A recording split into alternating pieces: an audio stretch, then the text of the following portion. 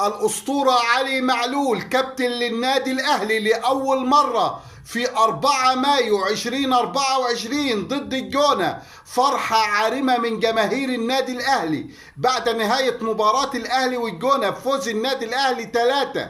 ولكن الفرحة مش بفوز النادي الأهلي خالص، الفرحة الأكبر والاحتفال الأكبر على مواقع التواصل الاجتماعي بأن علي معلول أخيرا كابتن للنادي الأهلي. الكرة يا جماعة بتدي لمن يستحق، الكرة يا جماعة ما بتديش لأي حد، التاريخ والمجد والشهرة بيجوا للي يستحقهم. أرقام علي معلول التاريخية مع النادي الأهلي خلال 7 سنوات هي اللي عملت كده. ما تصدقش لو دخلت دلوقتي على أي موقع أو أي جروب أو أي شيء يخص النادي الأهلي هتلاقي صورة علي معلول بعلامة الكابتنة بتتصدر المشهد، وهتلاقي كل التعليقات عن علي معلول. محدش بيتكلم عن المباراة خالص ولا فوز الأهلي خالص، الكل فرحان، الكل سعيد بعلي معلول. علي معلول اللي أثبت للجميع وبكل تأكيد إن هو من أهم أساطير النادي الأهلي، إن هو من أفضل المحترفين اللي جم في تاريخ النادي الأهلي. علي معلول اللي الجماهير المصرية بتعشقه. علي معلول أنا بتابع الإعلام التونسي يا جماعة عشان ماتش الأهلي والترجي، مش هتصدقوا بيقولوا عليه إيه؟ بيقولوا علي معلول أسطورة في مصر وأسطورة في النادي الأهلي. والإعلام عندنا في تونس دمره، والإعلام عندنا في تونس كل حقه، والإعلام عندنا في تونس ما اداهوش حقه.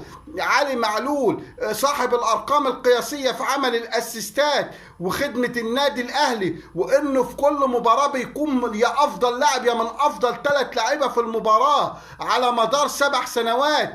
إزاي مع منتخب تونس ما خدش حقه؟ هيتجننوا هناك. بيقول لك من أهم ركائز النادي الأهلي، إزاي في تونس مش كده؟ حاجة غريبة جدا. ولكن علي معلول وفرحة الأهلوية وفرحة كل المصريين بعلي معلول لأنه لاعب محترم ولاعب يستحق.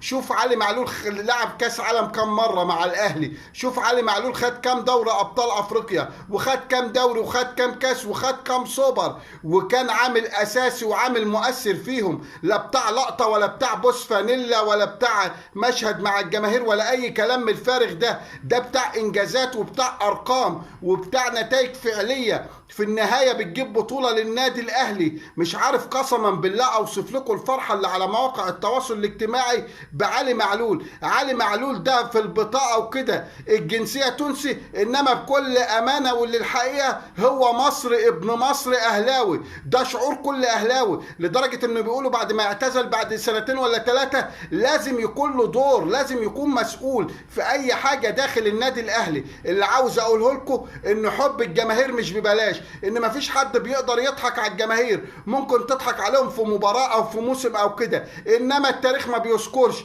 الا اللي زي علي معلول. رجاء الاشتراك في قناتي وتفعيل الجرس. شكرا.